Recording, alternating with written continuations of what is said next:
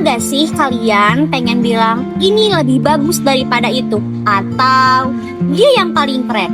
Dalam bahasa Arab, ada loh bahasan khusus yang membahas mengenai hal ini. Namanya adalah isim tafdil. Isim tafdil adalah kata yang dibentuk dari wazan af'alu yang muannasnya fu'la. Fungsinya adalah untuk membandingkan dua hal yang memiliki sifat yang sama, yang mana ada hal yang diunggulkan dan ada hal yang dibandingkan. Contohnya seperti asyamsu akbaru minal ardi, yang artinya matahari itu lebih besar daripada bumi. Asyamsu merupakan kata yang diunggulkan atau disebut mufaddal, dan al-ard merupakan kata yang dibandingkan yang disebut mufaddal alaih. Dalam pembentukan isim tafdil harus dibuat dari sulasi tam, dan kata tersebut bukan berasal dari fi'il yang jamid, dan kata tersebut harus berupa musbat alias bukan manfi, dan harus terbentuk dari fi'il mabni ma'lum, serta bukan diambil dari kata sifat yang mengikuti wazan af'alu atau muannasnya fa'la'u. Kalau kata tersebut sudah memenuhi syarat-syarat yang tadi, maka boleh langsung dibentuk kepada isim tafdilnya. Contohnya kata kathura yang artinya banyak, bisa kita langsung jadikan isim tafdil berbentuk aktsaru. Lalu bagaimana ya kalau misalkan ada kata yang tidak memenuhi syarat-syarat yang tadi? Maka dari itu harus ada kata bantu seperti asyaddu yang memiliki arti lebih atau paling. Contohnya seperti al-haramul akbaru aktsaru asyaddu min jami'i mabanil qahirah, yang artinya piramida terbesar itu lebih tinggi dari semua bangunan yang ada di Qahirah. Di sana kata aktsaru merupakan khabar yang ditandai dengan dhamma, dan irtifa'an di sana merupakan tamyiz dan dinasabkan dengan ciri fathah. Selanjutnya, isim tafdil mempunyai 4 keadaan. Yang pertama, dia kosong dari alif lam dan tidak berbentuk idhofah. Maka dari itu, isim tafdilnya harus berupa mudzakkar dan mufrad.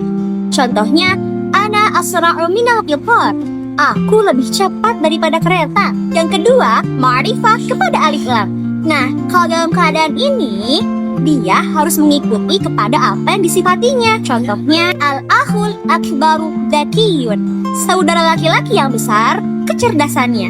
Jadi dalam keadaan ini dia bisa berupa mudzakkar, mufrad, bisa berupa tasniyah, jamak maupun muannas. Selanjutnya mudhaf ke nakirah. Dalam keadaan ini isim tafdilnya tetap mufrad dan mudzakkar. Contohnya al-kitabu afdalu shadiqin, buku adalah sahabat terbaik. Yang terakhir ada mudhaf kepada ma'rifah. Dalam keadaan ini isim tafdilnya bisa mufrad mudzakkar atau mengikuti pada apa yang disifatinya. Contohnya antum afdalun nasi, atau kita bisa bilang antum afadilun nasi, yang artinya kalian adalah orang-orang yang paling baik. Selanjutnya, isim tafdil juga bisa beramal loh.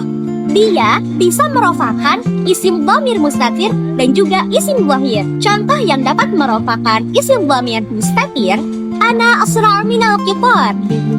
Di sana terdapat isim dhamir mustatir yang bertakdir huwa lah kata min yang kembali kepada mubtada, yaitu ana.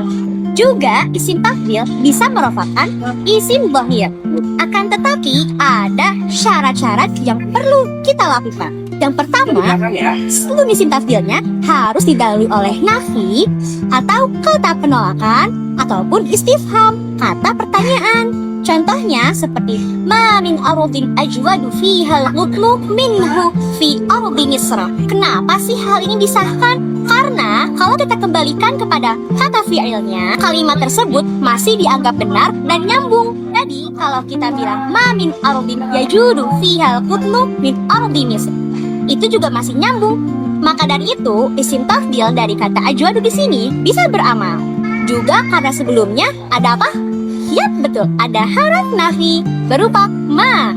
Ayo kuasai materi ini biar bahasa Arab kalian makin keren. Jangan lupa follow, like, comment, subscribe. Assalamualaikum warahmatullahi wabarakatuh.